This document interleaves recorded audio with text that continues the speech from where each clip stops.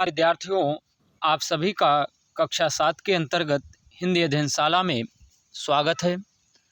विद्यार्थियों, आज आप सभी पाठ 2 बोल मेरी चक्की नामक पाठ के अंतर्गत मूल्य आधारित व रचनात्मक प्रश्न जो पिछले दिन दिए गए थे, उन प्रश्नों के उत्तरों को समझेंगे।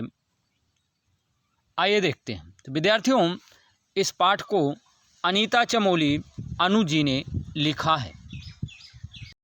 विद्यार्थियों, मूल्य आधारित प्रश्न हैं और आज हमने पीडीएफ भेजा है और आप सभी अपने प्रश्नों के उत्तरों का मिलान करेंगे। विद्यार्थियों, यह जरूरी नहीं है कि जिस तरह से हमने प्रश्नों के उत्तर लिखे हैं ठीक उसी तरह से आपने भी उत्तर लिखा हो, यानी कि उन्हीं शब्दों में। विद्यार्थियों, आपको कैसे मिलान करना है, आपको यह देखना है कि प्रश्न क्या पूछ रहा है और जो हम उत्तर लिख रहे हैं उस उत्तर में प्रश्न के भाव को व्यक्त कर रहे हैं या नहीं। तो आप हमारे उत्तर से मिलान करेंगे। अगर कोई बात छूट गई है तो आप उस बात को भी अपने उत्तर में शामिल कर देंगे। तो आइए देखते हैं। पहला प्रश्न है विद्यार्थियों, हमें लालच नहीं करना चाहिए, अपने शब्दों में स्पष्ट कीजिए। आप सभी ने उत्तर लिखा है और अच्छे तरीके से लिखा होगा, मुझे विश्वास है। लेकिन फिर भी अगर कोई बिंदु छूट गया हो तो विद्यार्थियों, इन प्रश्नों के उत्तर लिखने से आपका लेखन कौशल मजबूत होगा, यानी लिखने की क्षमता बढ़ेगी, सोचने की क्षमता बढ़ेगी। यहाँ पर आपको अपने विचार लिखने थे। मैंने कैसे लिखा है आपको बताता हूँ, आप सुनेंगे। विद्यार्थियों, हमने आपको पिछले दिन भी बताया था कि अग्नि चाहे लालच की हो, चाहे प्रतिशोध की हो, चाहे घृणा की हो, चाहे प्यार की हो, यह बहुत ही खतरनाक होती हैं, यानी स्वयं को जलाती हैं और जिसके प्रति हम लगाते हैं उसे भी जलाती हैं। उदाहरण के तौर पर विद्यार्थियों, बदले की आग को ले लीजिए। हमने किसी को नीचा दिखाने के लिए उसका अपमान किया। ऐसी स्थिति में क्या होगा विद्यार्थियों, उसके मन में एक आग सी पैदा होगी और वह आग क्या होगी, वह कभी न कभी हमारे ऊपर आएगी। उस आग में वह स्वयं झुलसेगा, जिसके प्रति हमने लगाया है वह जलेगा और एक ना एक दिन वह हमें नीचा दिखाने का प्रयास करेगा। तब क्या होगा, तो उस आग से उसे भी नुकसान हुआ और हमें भी नुकसान होगा। यही आग ही नहीं है विद्यार्थियों, अन्य तमाम तरीके से युद्ध जो हुए इसी आग का ही परिणाम है। राजाओं की इच्छा थी, लालच था अपने राज्य की सीमा का विस्तार करने का। पुराने समय में जो युद्ध लड़े इन्हीं बातों को लेकर के लड़े गए। किसी एक राजा दूसरे राजा से युद्ध किया और हार गया तो अपनी पराजय को वह भूल नहीं पाया और दोबारा पुनः युद्ध करने के लिए सेना को संगठित किया। तो विद्यार्थियों, कहने का मतलब यह है कि लालच से हमें ही नुकसान नहीं है बल्कि अन्य दूसरों को भी नुकसान है हमारे लालच से। मान लीजिए एक राजा के कारण हजारों सैनिक मारे जाते हैं, तो इसमें क्या कसूर है? उस राजा की वजह से निर्दोष सैनिकों के प्राण जाते हैं। लालच किसका? राजा का, लेकिन भुगतना किसको? दूसरों को भी पड़ता है। इसलिए बहुत सोच समझकर कदम उठाने चाहिए। अब उदाहरण के तौर पर राजा विशाल सिंह के विद्यार्थियों आपने पढ़ा मृत्यु हो जाती है और उसके पश्चात सेनापति शक्ति सिंह लालच से वशीभूत होकर के राजगद्दी पर हक जमा लेता है और विद्यार्थियों अधिक धन संपदा को पाने के लालच में वह असुर से जबरन रात और दिन काम लेता है।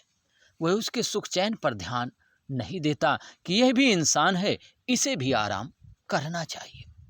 अंत में विद्यार्थियों क्या होता है कि जिसके ऊपर जुल्म होता है वह बहुत दुखी हो जाता है। वही स्थिति आज उस असुर की भी है। विद्यार्थियों, वह असुर क्या करता है, उस मनचाही इच्छा को पूरी करने वाली चक्की से डाकुओं की मांग कर देता है। और अब असुर भी ऐसी स्थिति में जब असुर डाकुओं की मांग करता है तो विद्यार्थियों उसे भी लालच आ जाता है कि इतना धन संपदा इस चक्की ने प्रदान की है और इन डाकुओं के माध्यम से हम इस धन संपदा को लूट लें, और लूटने के पश्चात 7 समुंदर पार चलने लगता है। अंत में क्या होता है विद्यार्थियों कि जिसका परिणाम यह होता है कि वह चक्की से अंत में ढेर सारा नमक मांगता है, और नमक मांगने के चक्कर में फिर चक्की कभी रुकती नहीं है और समुद्र में डूब जाती है और सभी को अपने प्राण गंवाने पड़ते हैं। तो कहने का मतलब यह है विद्यार्थियों कि लालच करने से हमारा ही नहीं दूसरों का भी नुकसान है। अगर साधारण तरीके से उसने शक्ति सिंह को उसके किए का फल दे दिया था, लेकिन अब उसे लालच नहीं करना चाहिए और छोड़ करके चल देना चाहिए था। तो विद्यार्थियों ऐसी स्थिति में शक्ति सिंह के लालच का क्या परिणाम हुआ? शक्ति सिंह के लालच का यह परिणाम हुआ कि उसे जो धन संपदा थी उससे भी हाथ धोने पड़े। अगर वह असुर को परेशान ना करता, समय समय पर उससे काम लेता, तो क्या होता? उसके आराम सुख चैन पर भी ध्यान देता, तो आज वह उसी स्थिति पर बना रहता। तो विद्यार्थियों, अब बात को हमारी समझ गए होंगे। अब उदाहरण के तौर पर मान लीजिए आप पढ़ लिख करके एक अधिकारी बन जाते हैं।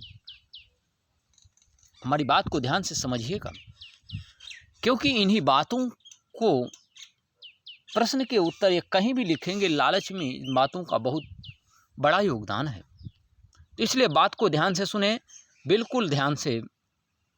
मान लीजिए आप पढ़ लिख करके कोई अधिकारी बन जाते हैं या किसी भी पद पर हैं, आप अधिकारी के रूप में हैं और आपको भर्ती करने का मौका दिया जाता है, अर्थात जो रिक्त पद हैं उन पदों पर किसी नए व्यक्ति को चयनित करने का मौका दिया जाता है आपको। विद्यार्थियों, ऐसी स्थिति में आप एक अधिकारी हैं, और कैसे अधिकारी हैं? भ्रष्ट अधिकारी।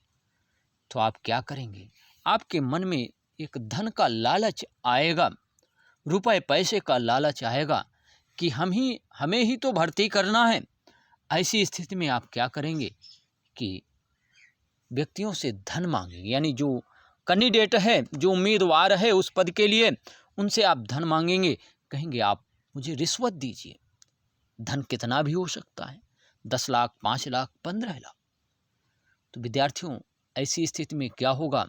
जो एक मेहनत करने वाला बच्चा है, जो एक मेहनत करने वाला अभ्यर्थी है और जिसके अंदर काबिलियत है, जो परीक्षा पास करके उस पद को प्राप्त कर सकता है, तो ऐसी स्थिति में वह व्यक्ति उस पद पर नहीं पहुंच पाएगा, और जो अयोग्य होगा, जो उस पद के लिए काबिल नहीं है, हकदार नहीं है, वह उस पद पर पहुंच जाएगा। तो क्या होगा विद्यार्थियों? जब वह उस पद पर पहुंचेगा रुपए दे करके, तो वह क्या करेगा? वह भी शोषण करना शुरू करेगा। विद्यार्थियों, जिसे नौकरी की ज़रूरत थी, जो गरीब रात दिन मेहनत कर रहा है, उस पद को पाने के लिए वह उस पद पर नहीं पहुंच पाएगा। तो इससे क्या होगा? अधिकारों का हनन होगा। जो गरीब है गरीब होता चला जाए। क्यों? जब हमें रिश्वत लेनी है तो नौकरी किसे मिलेगी? वह पद किसे मिलेगा? वह उसे मिलेगा विद्यार्थियों जिसके पास धन होगा, गरीब को नहीं मिल पाएगा। तो एक भ्रष्ट अधिकारी के रूप में अगर हम हैं तो इससे हमारा तो लाभ होगा धन का, लेकिन उससे अधिक हम दूसरों का नुकसान कर देंगे। अर्थात एक योग्य काबिल व्यक्ति जब उस पद पर नहीं पहुंचेगा तो समाज में अराजकता की स्थिति पैदा कर देगा, और फिर क्या होगा विद्यार्थियों? लाभ किसी को नहीं मिल पाएगा। इसलिए हमें अपना काम ईमानदारी से करना चाहिए। अब दूसरा उदाहरण आपको हम बताएं। मान लीजिए एक सैनिक है, वह सरहद पर देश की रक्षा के लिए तैनात है। और मान लीजिए हमारा पड़ोसी देश जो हमारा शत्रु देश है, वह उस सैनिक से कहता है कि आप मुझसे रिश्वत ले लो, मैं तुम्हें बहुत सारा धन दूंगा, लेकिन तुम मुझे अपने देश पर सरहद पर घुसने का मौका दो और अधिकार करने का मौका दो। विद्यार्थियों, ऐसी स्थिति में मान लीजिए वह सैनिक मान जाता है, तो सैनिक क्या होगा? शत्रु देश हमारे देश पर अधिकार करेगा, हमारे देश की जनता पर अत्याचार करेगा और हमारे जो साधन हैं सुख संपत्ति को लूटेगा। तो हमारे लाभ से, हमारे लालच से, अर्थात सैनिक के उस लालच से उस पूरे देश का कितना बड़ा नुकसान होगा, इसकी कल्पना नहीं की जा सकती। तो विद्यार्थियों, आप बात को हमारी समझ गए होंगे, चाहे अधिकारी के रूप में हूँ, चाहे सैनिक के रूप में हूँ, चाहे राजनेता के रूप में हूँ, हमें लालच नहीं करना चाहिए। आपने देखा होगा पैसे के इसी लालच के बल पर, इसी धन संपदा के लालच में व्यक्ति दूसरे के प्राणों को भी लेने में संकोच नहीं करता, जो कि गलत है। जब हम जीवन नहीं दे सकते तो मारने का अधिकार नहीं है, फिर धन संपत्ति के लालच में क्या यह स्थायी है? नहीं विद्यार्थियों, हमें अपने संस्कारों को, मूल्यों को नहीं भूलना चाहिए। बात आप हमारी समझ गए होंगे। आइए आगे बढ़ते हैं। ख नंबर प्रश्न है, संकट के समय हमें कैसे कार्य करना चाहिए? लिखिए। आप सभी ने उत्तर लिखा होगा। विद्यार्थियों, इस प्रश्न का उत्तर इस तरह से हो सकता है कि संकट के समय हमें बिना घबराए हुए धैर्य बहुत बड़ा गुण है विद्यार्थियों, सहनशीलता व साहस से काम लेना चाहिए। आई हुई विपदा या संकट को हल करते हुए आगे बढ़ना चाहिए, क्योंकि अक्सर व्यक्ति समस्या या मुसीबत में विद्यार्थियों घबरा जाते हैं, और जब व्यक्ति घबरा जाता है तो उसके मन में अशांति पैदा हो जाती है, एक हलचल सी उत्पन्न होती है, और वह ऐसी परिस्थिति में विद्यार्थियों व्यक्ति संतुलन को खो देता है और जीवन को अंत करने की सोचने लगता है, और शायद वे इस बात को भूल जाते हैं कि कोई भी संकट हमेशा नहीं रहेगा और कभी ना कभी जरूर जाएगा। विद्यार्थियों, जो संकट आते हैं, जो मुसीबत आते हैं, वो हमेशा स्थायी नहीं रहते। यह व्यक्ति के एक परीक्षा की घड़ी होती है, और उस घड़ी में हमें साहस, धैर्य, सहनशील होना चाहिए। विद्यार्थियों, जब तक हमें दुख नहीं मिलेगा तब तक हम सुख को नहीं पहचानेंगे कि सुख कैसा होता है। जब तक हम गिरेंगे नहीं तब तक हम उठेंगे नहीं। विद्यार्थियों, जब तक हम असफल नहीं होंगे तब तक सफलता के मूल्य को नहीं पहचानेंगे। विद्यार्थियों, सफलता और असफलता, सुख और दुख, गिरना और उठना के बीच जो दुख की घड़ी है, उस दुख की घड़ी में किस तरह से सामंजस्य बनाना है,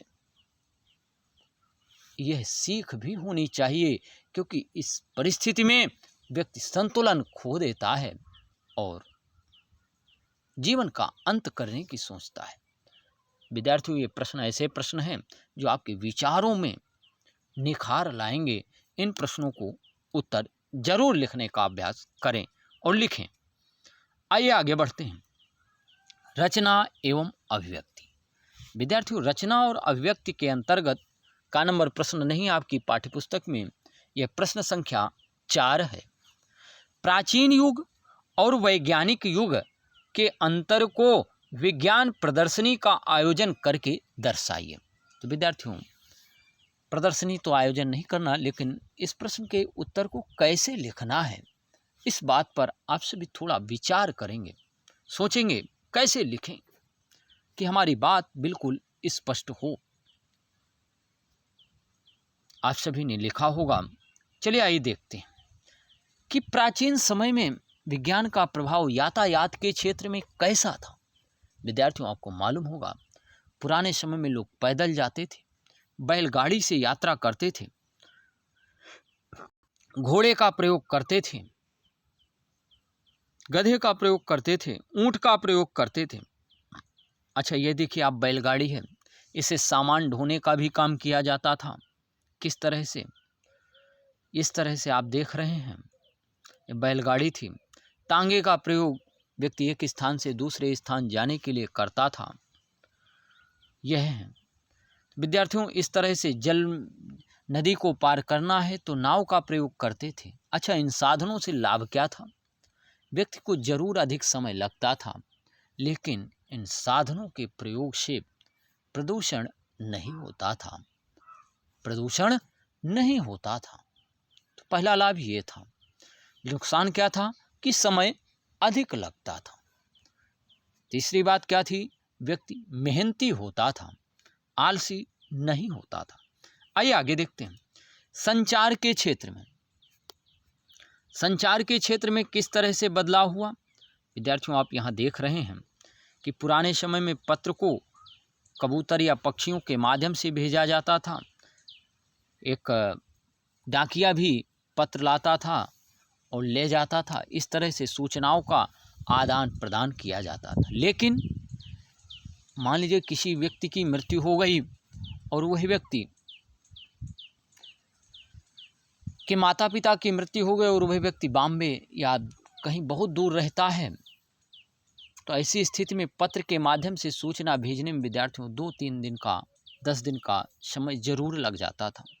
और वही व्यक्ति समय पर या अंतिम समय में अपने माता पिता को देखने के लिए उपस्थित नहीं हो पाता था। तो ऐसी स्थिति में विद्यार्थियों बड़ा दुख होता था। इस वजह से विज्ञान के आने से मोबाइल आ गया। मोबाइल फ़ोन के माध्यम से पल सेकंड में हम खबर दे सकते हैं, कॉल के द्वारा, एसएमएस के द्वारा। और अधिक विज्ञान की प्रगति होने से विद्यार्थियों मेल, ईमेल भी किए जा सकते हैं। देश विदेश की जो सूचनाएं हैं उनको हम अनेक कोरियर या टेलीविज़न में देख करके, आप देख रहे हैं कि टेलीविज़न है, उसके माध्यम से हम खबरें प्राप्त कर सकते हैं। तो इस तरह से संचार के क्षेत्रों में विज्ञान का क्या योगदान है आपने पढ़ा। अब आइए आगे देखते हैं।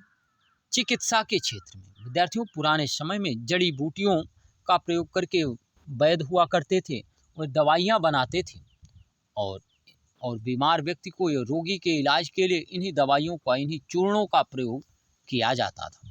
लेकिन वर्तमान समय में विज्ञान के आविष्कार होने से, विज्ञान के द्वारा नए नए आविष्कार हुए, जिसके द्वारा आप देख रहे हैं यहाँ पर किस तरह से एक्सरे किया जा रहा है। ये स्टेथोस्कोप है जिसके द्वारा डॉक्टर रोगी का परीक्षण करते हैं। आइए आगे देखते हैं। यह सिटी स्कैन है विद्यार्थियों। व्यक्ति इसके अंदर जाता है और व्यक्ति के पूरे शरीर की जानकारी इसके माध्यम से प्राप्त हो जाती है। अगला है विद्यार्थियों युद्ध के क्षेत्र में। विद्यार्थियों पुराने समय में तलवार है, भाला है, धनुष बाण है, चाकू है, छुरी है, फरसा है, गदा है, त्रिशूल है, इनके माध्यम से युद्ध लड़े जाते थे। आप यहाँ देख रहे हैं विद्यार्थियों, ये सैनिकों के पास एक ढाल हुआ करती थी जो तलवारबाजी करते थे। दूसरे की तलवार को इस ढाल में रोकते थे या अपनी तलवार से रोकते थे। इस तरह से युद्ध करते थे।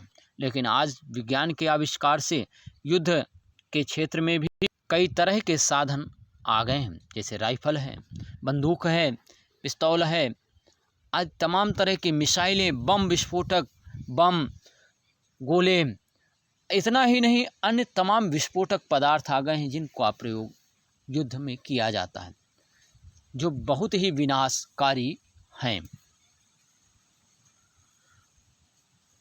आइए आगे देखते हैं विद्यार्थियों। तो आज हमने क्या सीखा? तो आज हमने सीखा कि हमारे लालच का स्वयं पर क्या प्रभाव पड़ा, कि हम अपने लालच में वशीभूत होकर के उसका दूसरों पर क्या प्रभाव पड़ा, दूसरों को भी नुकसान होता है। संकट में वह धैर्य सहनशीलता से हमें काम लेना चाहिए, साहस को नहीं खोना चाहिए। इसके पश्चात क्या सीखा कि प्राचीन युग व वैज्ञानिक युग में क्या अंतर था। वहाँ पर अंतर को स्पष्ट करना था विद्यार्थियों कि यातायात के क्षेत्र में किस तरह से प्रभाव पड़ा, संचार के क्षेत्र में, चिकित्सा के क्षेत्र में, युद्ध के क्षेत्र में। अगला है शिक्षा के क्षेत्र में। पुराने समय में विद्यार्थियों व्यक्ति एक दवात रहती थी, उस दवात में स्याही भरी रहती थी और एक कलम से उस स्याही में पेन को डुबोते थे या कलम को डुबोते थे और उसके द्वारा लिखते थे। लेकिन वर्तमान समय में पेन का आविष्कार हुआ, कापियाँ आ गईं, पाठ्यपुस्तकें आई। इतना ही नहीं, कंप्यूटर के आने से, मोबाइल के आने से, प्रोजेक्टर के आने से शिक्षा के क्षेत्र में बहुत अधिक प्रगति हो गई। कृषि के क्षेत्र में आपने देखा कि पुराने समय में कृषि करने के लिए बैलों का प्रयोग किया जाता था और खेतों को हल चलाने के लिए यानी खेतों को जोतने के लिए काफ़ी अधिक समय लगता था। पुराने समय में विद्यार्थियों पानी के लिए साधन नहीं होते थे, ट्यूबवेल नहीं होते थे, लोग किस तरह से सिंचाई करते थे, अलग अलग तरीके थे। लेकिन वर्तमान समय में ट्यूबवेल आ गए, ट्रैक्टर आ गए, जिससे कृषि के क्षेत्र में भी तरह तरह की दवाइयाँ आ गई, तरह तरह के जो रोग लगते हैं फसलों पर उनका भी निदान आसानी से किया जा सकता है। तो इस तरह से अच्छा, इसका दुष्परिणाम क्या हुआ, आप सभी इसके बारे में भी सोचेंगे और स्वयं से लिखेंगे। विद्यार्थियों, आज का कार्य केवल इतना ही है कि भेजे गए PDF से उत्तरों का मिलान करेंगे। मूल्य आधारित प्रश्न हैं, और इसके पश्चात रचना अव्यक्त के अंतर्गत प्रश्न संख्या 4 जो है उसे अभ्यास पुस्तिका में करेंगे। तो धन्यवाद, बाय। फिर मिलेंगे। विद्यार्थियों, प्रश्न के उत्तर का मिलान किस तरह से करना है हमने आपको बता दिया है, उसी तरह से करेंगे। आप अपने उत्तर को कट नहीं करेंगे। तो धन्यवाद, बाय, फिर मिलेंगे।